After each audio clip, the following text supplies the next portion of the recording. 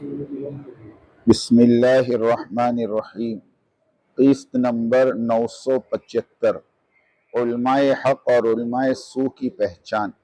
سوال نمبر 275، طغا اور بغا کی حقیقت۔ امیر و امارت باغی محترم نہیں ہوتا۔ ہمارا موقف، دعوتی کام اور اس کا اسلوب۔ الحمدللہ وحدہ والصلاة والسلام علی من لا نبی بعدہ، اما بعد۔ سوال نمبر 275، کیا علماء عالمی شورا اور ذمہ داران عالمی شورا قابل احترام اور قابل تعظیم و تکریم ہے؟ جواب، احادیث مبارکہ میں علماء کی دو قسمیں بیان کی گئی ہیں، علماء حق اور علماء سو۔ علماء حق وہ ہیں جو شریعت مطہرہ پر چلیں اور عوام کو شریعت مطہرہ پر چلانے کی سعی اور کوشش کرے، اور عوام کو چاہیے کہ علماء حق کی تعظیم کرے، ان کی باتوں پر عمل کرے اور ان کا اتباع کرے۔ اور علماء سو وہ ہیں جو اپنے علم اور عمل میں علماء حق کے خلاف واقع ہوئے ہوں، علماء حق کے پیچھے چلا جائے اور علماء سو سے دور بھاگا جائے۔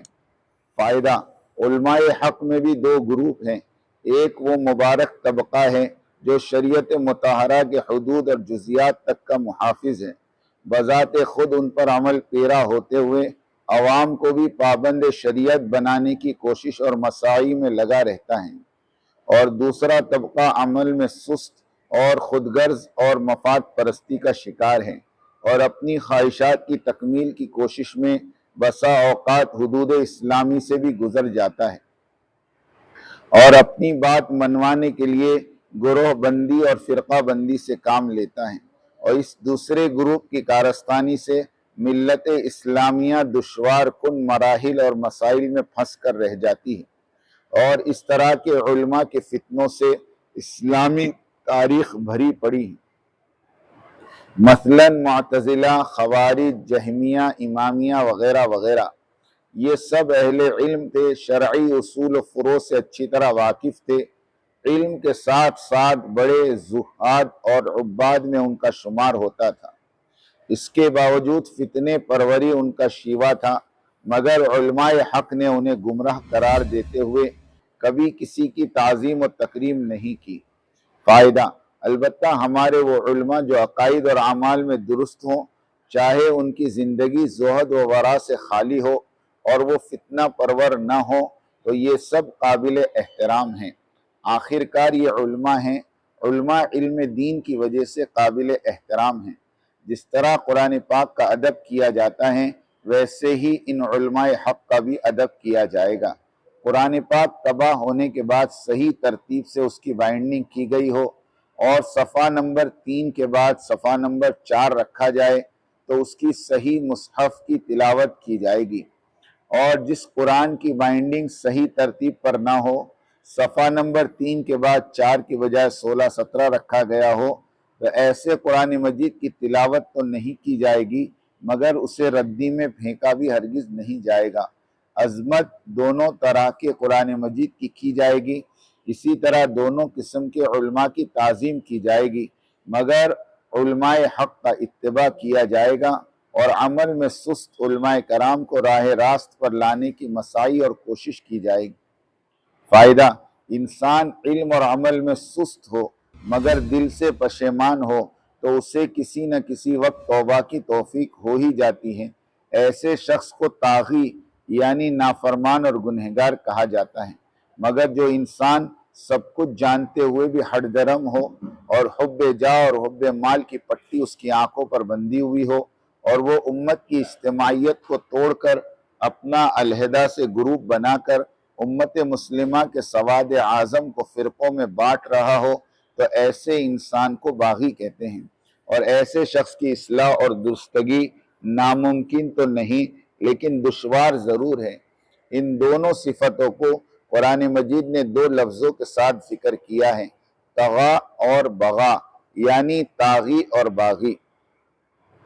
طغا اور باغی کی حقیقت، طغا یعنی طغیان، سرکشی، انکار کرنا، جھٹلانا، انتہائی درجے کی نافرمانی کرنے والا لفظ طغا فرعون کے لیے استعمال ہوا۔ اللہ تعالیٰ نے حضرت موسیٰ اور حضرت ہارون علیہ السلام کو فرعون کے پاس تبلیغ کے لیے بھیجا تو فرمایا اذهبا الى فرعون انه طغى فقولا له قولا لینا، تم دونوں فرعون کے پاس جاؤ، وہ سرکش ہو گیا ہے، بس سمجھانا اسے نرمی سے۔ فائدہ، طاغی سے نرمی اور اکرام سے پیش آنا ہوگا۔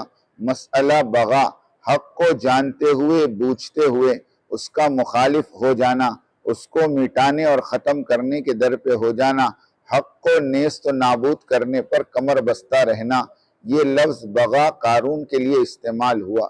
ان قارون کان من قوم موسیٰ فبغا علیہم، یقیناً قارون موسیٰ کی قوم میں سے تھا، پس بغاوت کی موسیٰ سے۔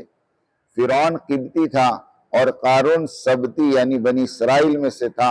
بروایت حضرت ابن عباس رضی اللہ تعالیٰ عنہما کہ قارون حضرت موسیٰ علیہ السلام کا چچا زاد بھائی تھا۔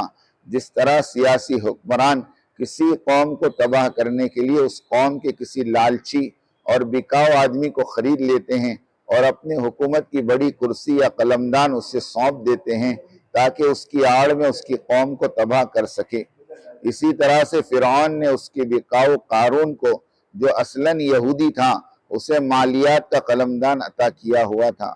قارون مالی خدمات کے ذریعے مال خوب بٹورا اور قدرت نے بھی اسے ڈھیل دے رکھی تھی، لیکن فرعون اور قارون کو اس بات کا حسد کھائے جا رہا تھا کہ ملک اور مال کے مالک تو ہم ہیں، لیکن عزت اور وقار ان دونوں درویشوں موسیٰ اور ہارون علیہ السلام کو میسر ہیں۔ تو فرعون ان دونوں پیغمبروں کی مخالفت میں اپنا ملک اور سلطنت داؤ پر لگا دیا، یہاں تک کہ جس دریا اور نہروں پر اسے فخر تھا اور کہا کرتا تھا الیس لی ملک مصر وہذہ الانہار تجری من تحتی، اسی دریا میں اسے غرق ہونا پڑا۔ اور قارون کو اپنے مال و دولت پر ناز تھا، اس نے موسیٰ علیہ السلام اور ان کی تبلیغ کو تباہ و برباد کرنے کے لیے عورت کو خریدا، پیسے دیے، زنا کی تہمت لگانے کے لیے۔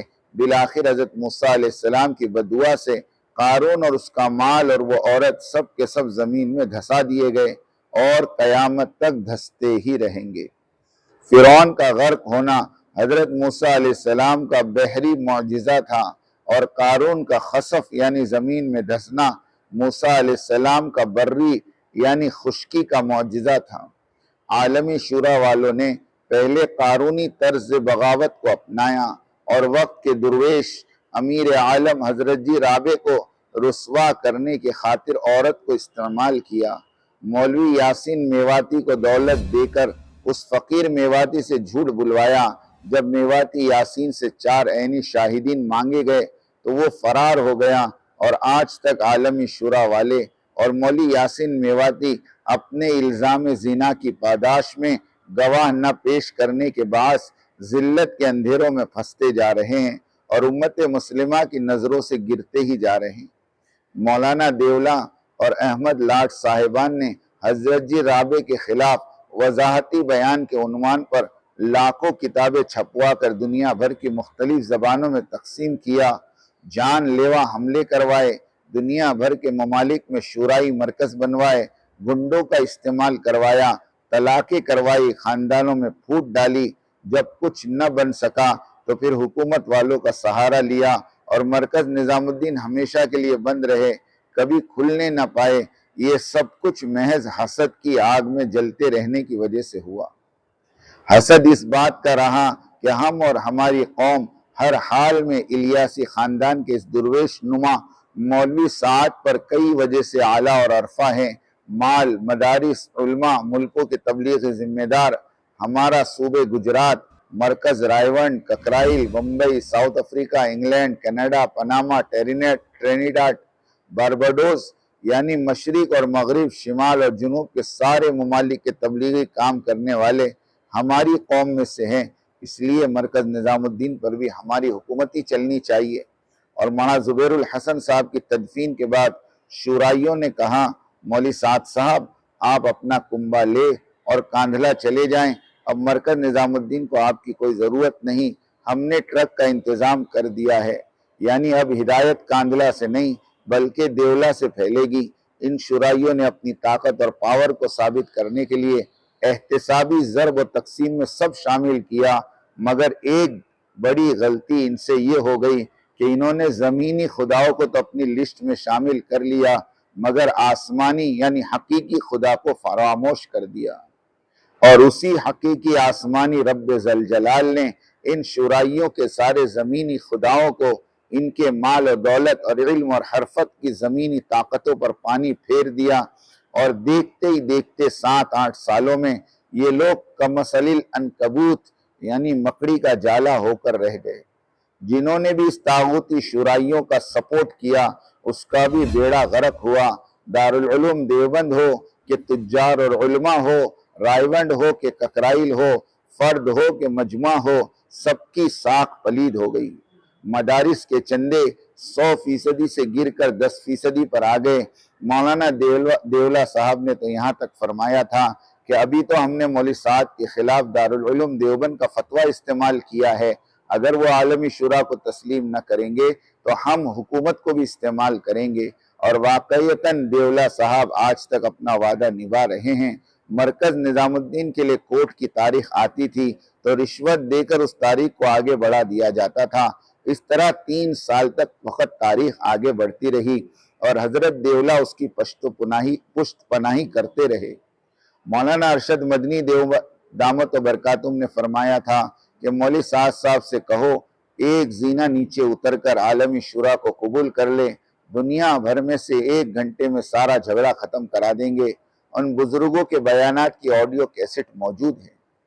مولانا دیولہ اور مولوی نذر الرحمن صاحب نے ساری تبلیغی دنیا کو جلتی ہوئی آگ میں جھونک کر اب اصلاحی خطوط لکھ رہے ہیں۔ تبلیغ والے آپ لوگوں کے فتنے خبیثہ کو کبھی بھولے ہیں اور نہ کبھی بھولیں گے۔ مولوی ابراہیم دیولہ اور مرکز رائیونڈ کی عالمی شورا پر حضرت الیاس صاحب نور اللہ مرقدہ کی 100 سالہ تبلیغ کو توڑنے کا بدترین الزام ہے، اور یہ الزام قیامت تک لگا رہے گا۔ اس کا علاج یہی ہے کہ عالمی شورا والے مرکز نظام الدین جائے، توبہ کریں، اپنی غلطی اور بے راہ روی کا اقرار کریں، تو ہی یہ گھناؤنا قصور معاف ہو سکتا ہے۔ اس کے سوا کوئی اور چارہ نہیں۔ الا الذین تابوا واصلحوا وبینوا فاولئک اتوب علیہم، مگر وہ لوگ جو توبہ کر لیں، اصلاح کر لیں، بیان کر دیں کہ میں ان کی توبہ قبول کر لیتا ہوں اور میں توبہ قبول کرنے والا اور رحم کرنے والا ہوں۔ عام آدمی سے توبہ و اصلاح کا حال کا مطالبہ ہے، مگر خواص سے 3 باتیں مطلوب ہے۔ نمبر 1 توبہ کرے، نمبر 2 اپنی حال کی اصلاح کرے، اور نمبر 3 اپنے گمراہ رہنے کا اعلان کرے، تاکہ عوام الناس اس گمراہی کو جان لیں اور ان کا ایمان اور عقیدہ محفوظ ہو۔ امیر و امارت دین اور اسلام کے دعوتی امور اور عبادتیں توقیفی ہیں، یعنی ان کی ادائیگی کی ترتیب اور شکلیں قرن اول سے لے کر آج تک جوں کی توں موجود ہیں۔ ان میں تبدیلی ہرگز نہیں لائی جا سکتی، جیسے نماز، روزہ، زکوٰۃ، حج، نکاح، میت، تجہیز، تکفین، تدفین وغیرہ وغیرہ، یہ سب عبادتیں اپنی اصلی شکل میں موجود ہیں۔ لیکن اگر کوئی ان میں سے کسی قسم کی تبدیلی لانا چاہے تو اس تبدیلی کو ہرگز قبول نہیں کیا جا سکتا۔ اسی طرح امارت اور امیر کی ترتیب، یعنی امیر، بیعت، اطاعت، سننا، ماننا، یہ سب توقیفی امور ہے۔ ان امور میں بھی تبدیلی نہیں لائی جا سکتی۔ اگر کوئی تبدیلی لانے کی کوشش کرے گا تو وہ شرعی طور پہ مجرم ہوگا۔ جس طرح دیگر عبادتوں کی شکل اور اس کو ادا کرنے کے طریقے کو بگاڑ نہیں سکتے اور تبدیل کرنے کی گستاخی نہیں کر سکتے، اسی طرح امیر اور امارت اور اس کے نظام کو تبدیل کرنا شریعت کے منصوص طریقے کو ڈھانے اور اسے تبدیل کرنے کا جرم متصور ہوگا۔ تنبیہ: دیولہ اور لاٹ صاحبان کا شورائی نظام امارت اور امیر کی توقیفی شکل کو مسخ کرنے کی مکمل یہودیوں کی سازش ہے۔ حالانکہ صحیح حدیث میں حضور صلی اللہ علیہ وسلم کی پیشن گوئی کے مطابق آخری زمانے میں خلافت علی منہاج النبوہ قائم ہونے والی ہے۔ دشمنان اسلام امارت اور خلافت کی اس توقیفی شکل کو ہی ختم کرنے کے در پر ہیں، تاکہ خلافت علی منہاج النبیہ والی پیشن گوئی کو وجود میں آنے کا موقع اور محل ہی باقی نہ رہے، اس لیے وہ عمارت کو ہی ختم کر دینا چاہتے ہیں۔ اسی طرح تصور قیام عمارت کو ہی نسیم منسیہ کر دیا جائے۔ باغی محترم نہیں ہوتا، باغی کسی زمانے میں کبھی بھی احترام کے قابل نہیں رہا اور نہ ہی رہے گا، بلکہ حدیث میں ہے بدعتی کی تعظیم کرنا دین کو منہدم کرنے میں مددگار ہونے کے برابر ہے۔ بدعت سے تو صرف بدعتی کی اپنی ذات کو نقصان پہنچتا ہے، لیکن باغی تو ساری امت میں تباہی لائے گا۔ اس کی عزت اور عظمت کرنا کیوں کر جائز ہو۔ حضرت علی رضی اللہ تعالیٰ عنہ کے وقت کے باغی علماء اتقیاء صاحب زہد ورع تھے، صحابہ کی گود میں پلنے والے، تابعین اور تبع تابعین کے علمی حلقوں میں بیٹھنے والے لوگ جب باغی ہو گئے تو اس زمانے کا کوئی عالم اور محقق ان بزرگ باغیوں کو محترم اور معظم ہونے کا فتویٰ نہیں دیا، تو پھر آج کے دور کے باغی بیولا اور لاٹ صاحبان کیسے محترم اور معظم گردانے جا سکتے ہیں؟ اگر موجودہ دور کے باغیوں کی توقیر اور تعظیم کرنے کو جائز اور حق سمجھا جائے تو پھر قرن اول کے باغی خوارج اور روافظ کی توقیر اور تعظیم کے فتوے دینے پڑیں گے۔ قاتل حضرت عمر ابو لولو اور قاتل حضرت علی عبد الرحمن ابن ملجم رافضی اور خوارجی کی بھی عزت کرنی پڑے گی، اس لیے کہ یہ بھی اپنے وقت کے دیندار مسلمان کہلاتے تھے۔ ان کا ظاہری اسلام تو درست تھا مگر یہ امیر کے نظام کے خلاف تھے، باغی اور دشمن تھے۔ آج بھی بے عینی ہی وہی حال شورائی علماء اور ان کے متبعین کا ہے۔ ان کا دین اور اسلام سے بھی ظاہری طور پر درست ہے، لیکن خوارج اور روافظ کے نقش قدم پر چلتے ہوئے یہ بھی امیر اور امارت کے نظام کے مخالف ہیں، باغی ہیں، دشمن ہیں، تو پھر یہ کیسے معزز اور مکرم ہو سکتے ہیں؟ شیخ دیولا اور لاٹ صاحبان اور رائیونڈ کے شیوخ، اسی طرح بنگلہ دیش کے شیوخ کا موازنہ قرن اول کے باغیوں سے کر کے دیکھ لے، رکھتی برابر کا فرق نہیں پائیں گے۔ ہمارا موقف، ہم امیر اور امارت اور مرکز نظام الدین کے باغیوں کے خلاف ایک سپاہی ہیں۔ جو بھی مشروع امارت اور امیر کے خلاف آواز اٹھائے گا ہم اس کا تعاقب کریں گے۔ ہم نے سوچ سمجھ کر یہ قدم اٹھایا ہے۔ ہم اللہ تعالیٰ کی مدد سے 1000 کے قریب قسطیں لکھ ڈالی۔ آج کی تاریخ تک دنیا بھر کے شورائی اور ان کے بانی اور ان کے سرپرست مولوی دیولا اور مولوی ارشد مدنی شورائیت کو حق ثابت نہ کر سکے اور نہ ہی قیامت تک کر سکیں گے۔ ہم نے جتنی بھی قسطیں لکھی ہیں اپنے تبلیغی ساتھیوں کے لیے لکھی تاکہ وہ شورائیوں کے فتنے بازیوں سے متاثر نہ ہو اور مرکز نظام الدین کے ساتھ وابستہ رہیں اور اطاعت کے ساتھ کام کو انجام دیتے رہیں۔ اور دوسری وجہ یہ بھی رہی کہ اہل علم حضرات کے قلوب کو دعوت و تبلیغ کی اہمیت اور فرضیت پر انشراح صدر کی دولت نصیب ہو۔ کسی بھی فتنے کو ختم کرنے کے لیے کتاب اور سنت سے دلائل پیش کرنے کے ساتھ ساتھ اس فتنے کے محرقین کا بھی تعاقب کرنا لازم آتا ہے۔ محرقین فتنے خبیثہ پاکستانی عالمی شورا کی تعظیم اور توقیر کی کوئی گنجائش نہیں، ورنہ اس عمل سے عوام کو شکوک و شبہات میں مبتلا ہونے کا ڈر ہے۔ اہل علم جب حق اور باطل کا فیصلہ نہ کر سکیں گے تو پھر عوام کے عقیدے اور دین کی حفاظت کیوں کر ممکن ہے؟ درجن 2 درجن محرقین فتنے کی خرابیوں کو بیان کرنے سے اگر کروڑوں عوام کا دین محفوظ ہو جاتا ہے اور انہیں شرع صدر عطا ہوتا ہے اور اصل مرکز نظام الدین کے تابع ہو کر اطاعت کے ساتھ دعوتی کام انجام دیتے ہوں تو یہ بہت سستا اور عمدہ سودا ہے۔ جس طرح بدعت سے روکنے کے لیے شارع عالم نے بدعتی کی مذمت بیان کی، اسی طرح ورلڈ کاؤنسل عالمی شورا سے روکنے کے لیے اس کے بانیوں کی غلطیوں کا بیان کرنا ضروری ہے تاکہ عوام اس فتنے خبیثہ سے دور رہے۔ اللہ تعالی ہم سب کی کاوشوں کو قبول فرمائے اور انسانیت کی عمومی ہدایت کے فیصلے فرمائے۔ آمین آمین آمین۔ وآخر دعوانا ان الحمد للہ رب العالمین۔